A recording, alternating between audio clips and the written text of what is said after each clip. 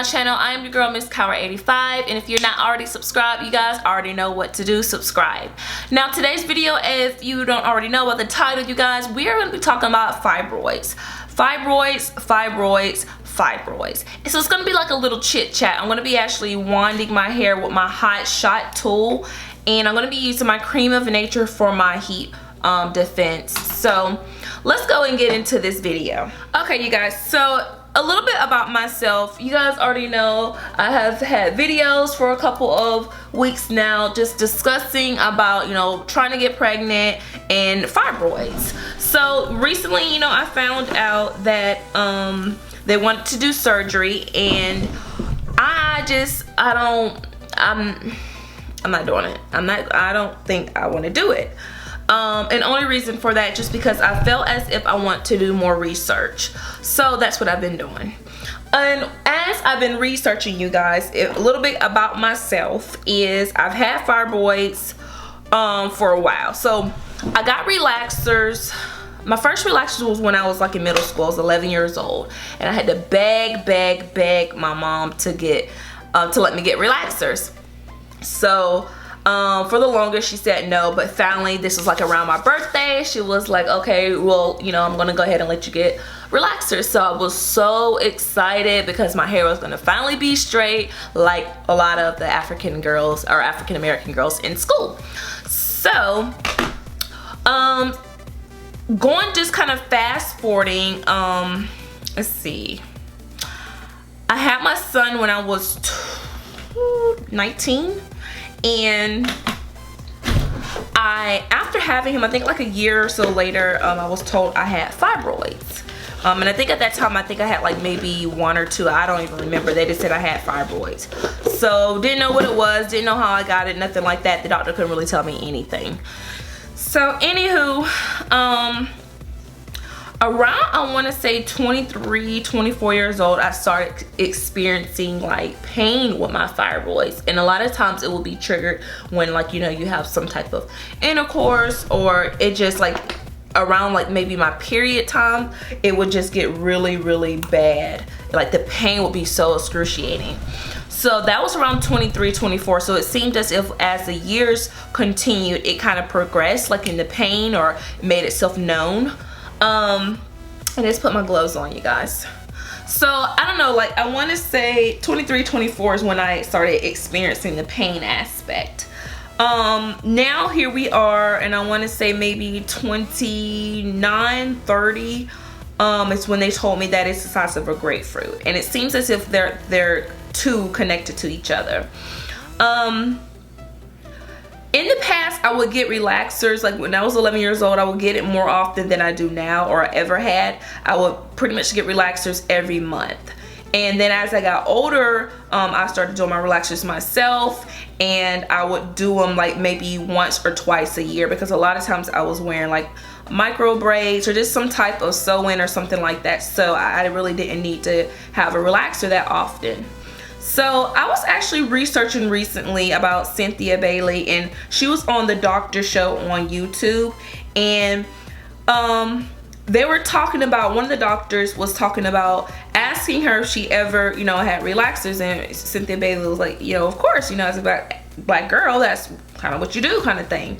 And so from that point on, she was saying that it, you know, studies are showing that it's linked to relaxers, that fibroids are linked to relaxers, and that the chemical basically that is going into the pores of your hair, research is showing that it's linked to relaxers. Now, fibroid doesn't have a lot of, I don't know, a lot of research has not been, in my opinion, and a lot of doctors' opinion as well, the study of fibroids haven't really been talked about a lot, and nothing is definite. So my doctor was telling me that, you know, it's genetic. So like, you know, basically if someone in your family has it, more than likely, you know, you can have it. So, but based on this research that I've been researching, it's saying that relaxers are a high link, or a definite link to fibroids. So Boston University, which is another study, and I'm reading off of the notes that I wrote, but it's saying that Boston University linked relaxers, link relaxers down from family members. So they're saying that it was linked from family members, and that they're saying that it has been increased when one uses relaxers. So if you don't know about fibroids, fibroids are very prevalent in the African American community, and so what they're thinking is either the hair products that we are using or the relaxers that we're using is the very cause of fibroids. FDA, let's just say hair products or relaxers, anything of that nature, none of that is monitored by the FDA. And that's part of what the study was saying, is that there's no guarantee, or there's no real research or no evidence to say that the hair products or the relaxers that we use is the cause of that, because there's nothing that's monitoring these very things that we are consuming or using on our body. So I don't know, I kind of want to know what you guys think. Like, if it's not that, then why is it so prevalent amongst African American people? If it's genetic, then why is it that why are they saying relaxers increase that, or why are they saying that hair products that we use increase fibroids? Like, what are we doing, you guys? Like, what are we doing? And the studies that have been done, whether it's Boston University or the doctors on the YouTube, I now link that information down there. Everyone seems to be saying that, based on the studies that have been conducted, African Americans are more prone to fibroids. So it has to be something that either we're eating or something that we're placing, on our skin or in our hair. It's something. It's something, and I don't know exactly what it is. Even BT, I was looking at, it's the American Journal of Epidemiology, in which they were also linking chemical hair relaxers to uterine fibroids as well as early puberty.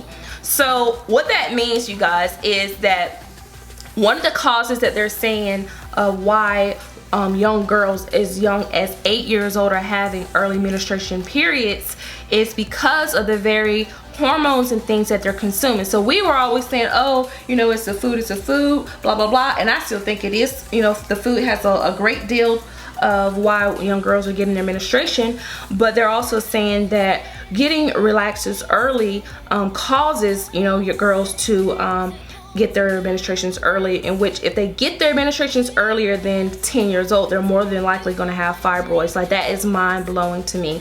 My first relaxer, just repeating, I got at 11 years old. So it's just crazy knowing that we could be doing damage to ourselves for fertility reasons, and not even know it. Like, that's mind-blowing to me, you guys. So I want to know what you guys think about that. You guys already know that I'm dealing with fibroids, and I'm trying to research different things to do to decrease them, because there are ways that you can decrease them. I've been researching that on YouTube, in which a lot of women have been coming out to say they have fibroids and been basically just changing their diet. Some of them got hysterectomies, in which you guys know I'm not trying to do that. And then some of them, got this surgery that my doctor is trying to do, in which he's trying to go in and rebuild my uterus and cut out the fibroids, but fibroids come back. So it's just like, I don't really know what to do.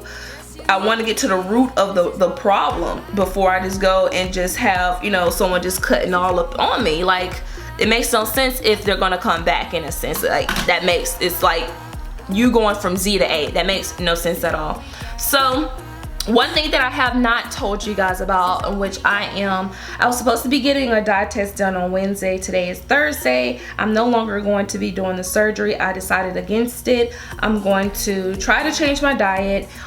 Is one thing that I'm trying to do, but then there's another procedure that I want to get done, and the procedure is the EFE, in which I'll have it across the screen so you're able to see it, because it's urinary, what is it called? Uterine, I don't know how to pronounce it, so I'm not even going to mess it up, and I can't even remember. UFE? Uterine fibroid something, I can't remember. But just long story short, like, that procedure, from what I've been studying and what I've been told by the doctor, because they're actually scheduling me an appointment to have a consultation done to see if I even am able to be a candidate for this procedure. So basically the procedure is when they go on your leg, they put like a catheter up your leg to go onto like your, I think it's like your major artery. They kind of put some dye or some type of chemical in it to kind of see where like the major artery, usually the fibroids feed off like major artery area. So like it's on your uterus, but your major artery area is feeding, you know, to your uterus and other parts of your body. So what that means is, like, basically from what I saw on YouTube of the doctor doing the procedure, they shoot this dye into like I think your artery area, so it sees the artery, it sees the veins and so forth, and then they're able to see where the fibroids are. So then they shoot this chemical into your artery or to the vein, in which the molecules or whatever it is, it blocks the fibroids from receiving or continuing to be able to feed off of like the blood. So it stopped the blood flow basically. And then from that point on, it's like the fibroid literally dies. It shrivels up over time and it dies, and it can fall out or can stay in your body. Based on what the doctor had said, that it remaining in your body doesn't cause you any issues, and it falling out doesn't cause you any issues. It's just gone. Again, my concerns are, you know, it coming back. But at the same time, this procedure is like one little cut. You're awake while you're getting the procedure done. You're able to go back to work, like, you're able to leave the hospital and go back to work, I think like 1 or 2 days, or maybe even the next day. I can't even remember, depends on how you feel. But that's a lot better and a lot less strain on my body as well as my uterus, because again, they're wanting to reconstruct my uterus. They're wanting to cut me, you know, all over again. And that doctor, he was I don't know, like, I don't want that for my life. And so I think that's the step that I'm gonna go. I told my husband about it, and I think that's the step that we're going to be taking instead of getting the surgery done. So I didn't take any, I got approved for the dye test. I found that out on Wednesday, but I decided against it because one, I didn't feel 100% comfortable knowing that I had to get this surgery done. So there's no point of getting the dye test done, in my opinion, really. And I actually been waiting to speak to the doctor to ask them if I still would need to probably get it done. But in my case, I just don't feel like there's no point of me getting the dye test done if I don't plan on getting the surgery done, because the radiology, they already do the MRI. So they're able to see, you know, everything that they need to see when they do their test. So I don't know, you guys. If you guys had this, let me know, like, if you had any of this done. The EPA, that UFE is the test or procedure that I'm wanting to get done. Like, I'm so excited about it. When I saw it on YouTube, you guys, I literally cried because I felt like there's hope. Like, there's hope for me. This one lady had it for like, I think like 30 years or close to 30 years. And she went back, I think 3 months after the procedure, and they were all gone. Like, that is just crazy to me. So I don't know, I'm gonna speed up this video, you guys, and we're gonna continue to talk about the fibroids. So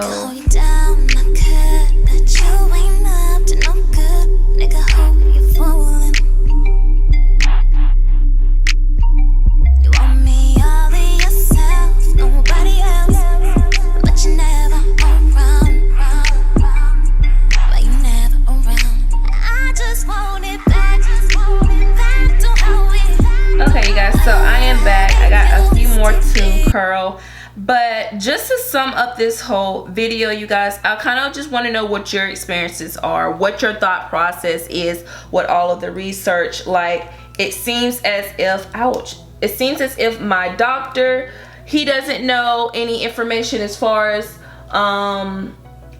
the fibroids. Like, I just feel like everyone is guessing at this point, and I really don't know what to do. Like, I'm going to be definitely getting the procedure done because I feel like that will be better for me versus getting the surgery. So that will be you know, in the midst, and I would definitely take you guys along for that, because there are way too many women out there who are dealing with fibroids, and I don't want you guys to think that the only way to get rid of fibroids is surgery, by getting a hysterectomy or just getting any type of major surgery done. I've been even watching, like I said, women on here who have gotten the surgery. So if you're not sure about surgery, or even sure about the EFE that I'm going to be hopefully getting, I will even link, because one of the women that I was watching, I'll link her video on here as well, because she was kind of like my last, like the last person I watched, and kind of just convinced that, you know, that okay, that's what I want to do.